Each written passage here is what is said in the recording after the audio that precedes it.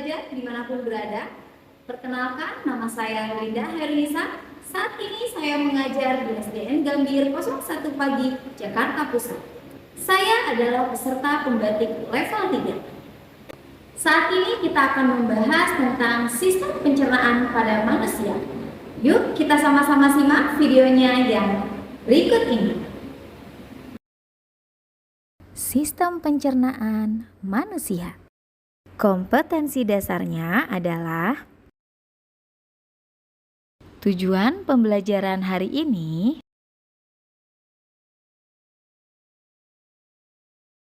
organ pencernaan manusia. Organ pencernaan pada manusia terdiri dari mulut, kerongkongan, lambung, usus halus, usus besar, dan anus. Sistem pencernaan adalah serangkaian jaringan organ yang bekerja untuk mencerna makanan. Sistem pencernaan memiliki fungsi utama, yaitu mengubah makanan menjadi nutrisi yang dibutuhkan oleh tubuh. Nutrisi tersebut diantaranya diperlukan untuk proses perkembangan, perbaikan sel tubuh, termasuk sebagai sumber energi sehari-hari. Ketika proses itu selesai, organ pencernaan kemudian dengan mudah mengemas limbah padat makanan untuk dibuang sebagai feses. Fungsi organ pencernaan manusia. Mulut. Mulut merupakan tempat pertama dari proses pencernaan dimulai, yang diawali dengan masuknya makanan.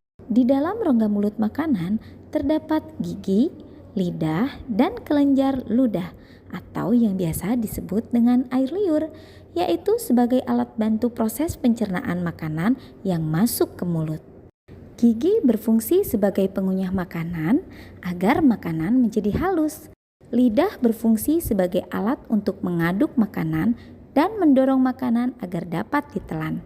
Lidah juga difungsikan sebagai alat pengecap. Di dalam lidah kita akan dapat merasakan berbagai macam rasa seperti manis, asin, pahit, dan asam yang akan direspon oleh lidah pada tempat bagian yang berbeda-beda.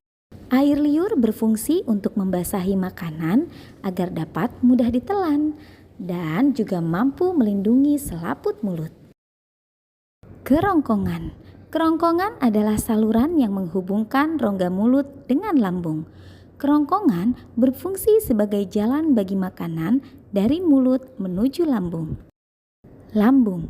Lambung merupakan kantung besar yang terletak di sebelah kiri rongga perut, yang terbagi menjadi bagian atas atau kardiak, bagian tengah atau fundus, dan bagian bawah atau pilorus. Dinding lambung terdiri dari otot yang tersusun melingkar, memanjang, dan menyerong yang menyebabkan lambung berkontraksi, sehingga makanan dapat teraduk dan bercampur baik dengan getah lambung. Usus halus atau intestinum. Usus halus terdiri usus 12 jari atau duodenum, usus kosong atau jejunum, usus penyerap atau ileum. Dalam sistem pencernaan manusia, usus halus berfungsi sebagai tempat penyerapan sari makanan melalui proses pencernaan kimiawi yang melibatkan berbagai enzim pencernaan. Usus besar atau kolon. Usus besar terdiri dari beberapa bagian seperti bagian usus buntu atau apendik, bagian mendatar, bagian menurun, dan berakhir pada anus. Di dalam usus besar terdapat bakteri bernama Escherichia coli yang membantu dalam proses pembusukan sisa makanan, sekaligus dapat menghasilkan vitamin K yang berperan penting dalam proses pembekuan darah. Salah satu fungsi penting usus besar adalah sebagai tempat penyerapan kembali air yang masuk dalam tubuh. Anus. Anus merupakan sebuah lubang pembuangan feses.